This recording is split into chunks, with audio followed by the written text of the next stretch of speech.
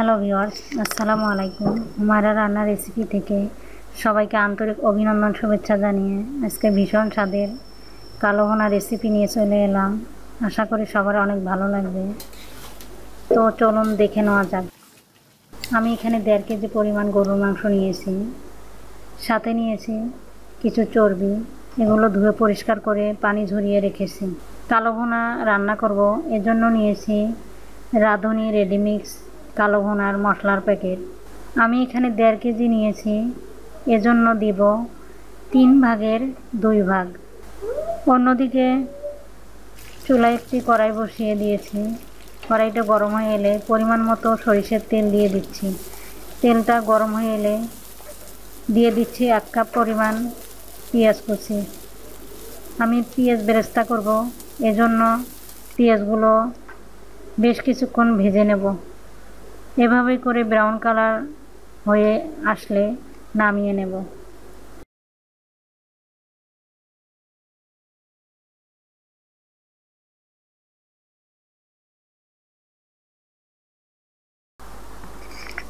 কড়াইতে নিয়েছি ধুয়ে রাখা গরুর মাংসগুলো।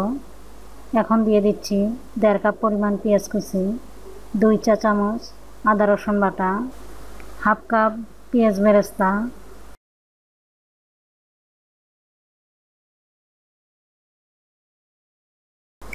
2টা তেজপাতা, ছোট এলাচ, বড় এলাচ, লং, দারচিনি, গোলমরিচ। এখন দিয়ে দিচ্ছি রাঁধুনি মশলা। এই মশলা দিয়ে 2 কেজি গরুর মাংস রান্না করা যায়। আমার এখানে 1.5 কেজি, এজন্য 3 ভাগের 2 ভাগ দেব।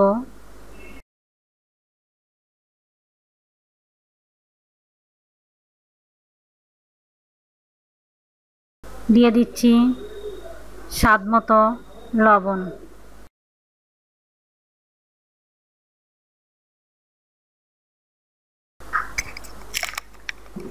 দিয়ে দিচ্ছি 1 কাপ সরিষার তেল। কালো ভুনা সরিষার তেল দিয়ে রান্না করলে সুন্দর একটা ফ্লেভার পাওয়া যায়, খেতেও অনেক টেস্টি হয়। এখন হাত দিয়ে ভালোভাবে ম্যারিনেট করে নেব। এভাবেই করে ম্যারিনেট করে নিলাম।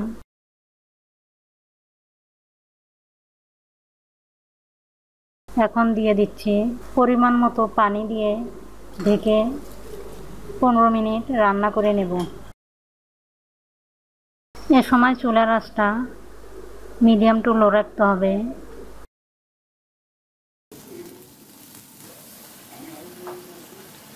ফিরে এলাম 15 মিনিট পর। এখন নাড়াচাড়া করে আবারও ঢেকে দেব বেশ কিছুক্ষণের জন্য। এ সময় চুলার আঁচটা লোতে রাখতে হবে।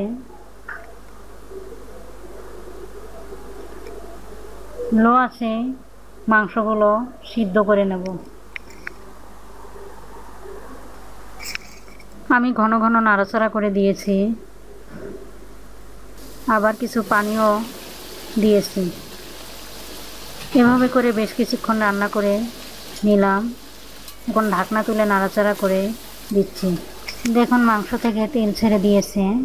যখন এরকম ঘন হয়ে আসবে এ পর্যায়ে দিয়ে দিচ্ছি রাঁধুনি ছোট প্যাকেটের গুঁড়া মশলা দিয়ে ভালোভাবে নাড়াচাড়া করে মিশিয়ে নিচ্ছি।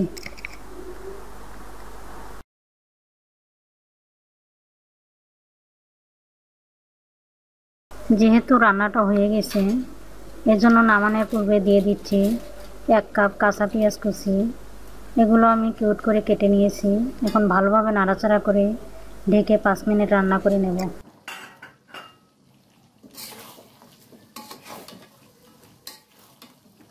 এই পদ্ধতিতে গরুর কালা ভুনা খুব সহজেই ঝামেলাবিহীন রান্না করে দেখিয়েছি।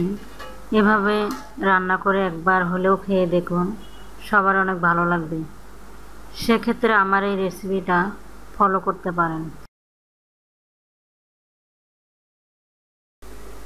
অন্যদিকে চুলায় কড়াই বসিয়ে দিয়েছি।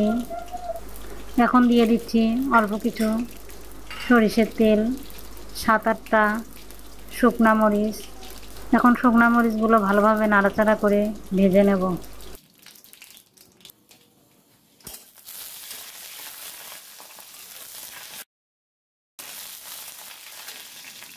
ভাজা হয়ে গেছে, এখন রান্না করে রাখা কালো ভুনার মাংসগুলো দিয়ে দিচ্ছি। দেওয়া হয়ে গেলে এখন নাড়াচাড়া করে আবারও 5 মিনিট রান্না করে নেব।